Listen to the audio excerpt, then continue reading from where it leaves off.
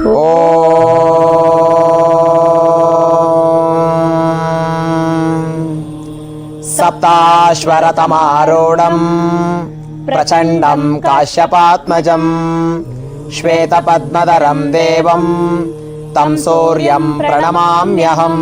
7 ಕುದುರೆಗಳುಳ್ಳ ರಥವನ್ನು ಏರಿದವನು, ಅತ್ಯಂತ ತೇಜಸ್ವಿಯೂ ಪ್ರಚಂಡ ಶಕ್ತಿಯುಳ್ಳವನು, ಕಶ್ಯಪ ಮುನಿಗಳ ಪುತ್ರನೂ ಆಗಿರುವ ಸೂರ್ಯದೇವನಿಗೆ ನಾನು ನಮಸ್ಕರಿಸುತ್ತೇನೆ. ಕೈಯಲ್ಲಿ ಬಿಳಿತಾವರೆಯನ್ನು ಹಿಡಿದು ಪ್ರಕಾಶಿಸುವಂತಹ ಆ ದಿವ್ಯ ದೇವನಿಗೆ ನಾನು ತಲೆಬಾಗುತ್ತೇನೆ. ಆತ್ಮೀಯರೆಲ್ಲರಿಗೂ ಆಧ್ಯಾತ್ಮಿಕ ಲೋಕ ಚಾನೆಲ್ಗೆ ಸ್ವಾಗತವನ್ನು ಕೋರುವ ಮುಖಾಂತರ ತಮ್ಮೆಲ್ಲರಿಗೂ ಮಕರ ಸಂಕ್ರಾಂತಿ ಹಬ್ಬದ ಹಾರ್ದಿಕ ಶುಭಾಶಯಗಳು. ಇನ್ನು ಮಕರ ಸಂಕ್ರಾಂತಿ ಹಬ್ಬದ ಬಗ್ಗೆ ಸೂಕ್ಷ್ಮವಾಗಿ ತಿಳಿಯುವುದಾದರೆ, ಮಕರ ಸಂಕ್ರಾಂತಿ ಎಂಬುದು ಸೂರ್ಯನ ಚಲನೆಗೆ ಸಂಬಂಧಿಸಿದ ಒಂದು ಖಗೋಳ ವಿದ್ಯಮಾನ ಮತ್ತು ಹಿಂದೂ ಧರ್ಮದ ಪವಿತ್ರ ಹಬ್ಬ. ಸರಳವಾಗಿ ಹೇಳುವುದಾದರೆ ಸೂರ್ಯನು ಒಂದು ರಾಶಿಯಿಂದ ಮತ್ತೊಂದು ರಾಶಿಗೆ ಪ್ರವೇಶಿಸುವುದನ್ನೇ ಸಂಕ್ರಮಣ ಎಂದು ಕರೆಯುತ್ತಾರೆ. ಸೂರ್ಯನು ಧನುರ್ ರಾಶಿಯಿಂದ ಮಕರ ರಾಶಿಗೆ ಪ್ರವೇಶಿಸುವ ದಿನವನ್ನು ಮಕರ ಸಂಕ್ರಮಣ ಎಂದು ಕರೆಯುತ್ತಾರೆ.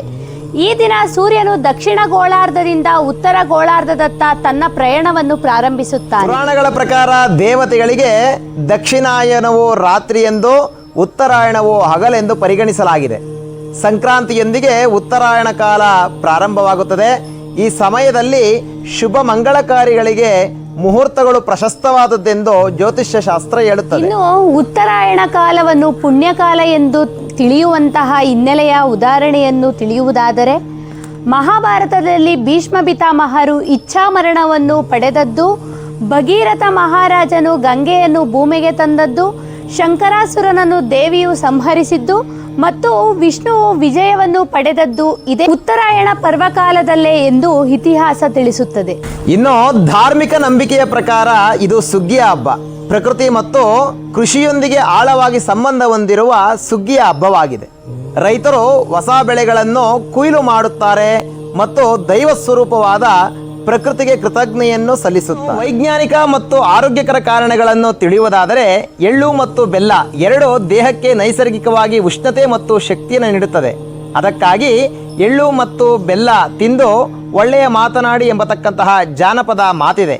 ಇದನ್ನು ನಕಾರಾತ್ಮಕತೆಯನ್ನು ಮರೆತು ಎಲ್ಲರೊಂದಿಗೆ ಸಿಹಿಯಾಗಿ ಸಂತೋಷವಾಗಿ ಸಕಾರಾತ್ಮಕವಾದ ಜೀವನವನ್ನು ಸಾಗಿಸುವಂತಹ ಒಂದು ಪುಣ್ಯ ಸಮಯವಾಗಿರುತ್ತದೆ. ಆದ ಕಾರಣ ಎಲ್ಲರೂ ಸಂಕ್ರಮಣವನ್ನು ಶ್ರದ್ಧೆಯಿಂದ ತೀರ್ಥ ಸ್ನಾನವನ್ನು ಮಾಡಿ ಸೂರ್ಯದೇವನಿಗೆ ನಮಸ್ಕರಿಸಿ ಗೋಪೂಜೆಯೊಂದಿಗೆ ಆತ್ಮೀಯರ ಮನೆಗೆ ಎಳ್ಳು ಬೆಲ್ಲವನ್ನು ಬೀರಿ ಎಲ್ಲರೂ ಶುಭವನ್ನು ಕೋರಿ ಮಕರ ಸಂಕ್ರಮಣ ಹಬ್ಬವನ್ನು ಆಚರಿಸಿ. ಮತ್ತೊಮ್ಮೆ ಆತ್ಮೀಯರೆಲ್ಲರಿಗೂ ಮಕರ ಸಂಕ್ರಾಂತಿ ಹಬ್ಬದ ಹಾರ್ದಿಕ ಶುಭಾಶಯಗಳು.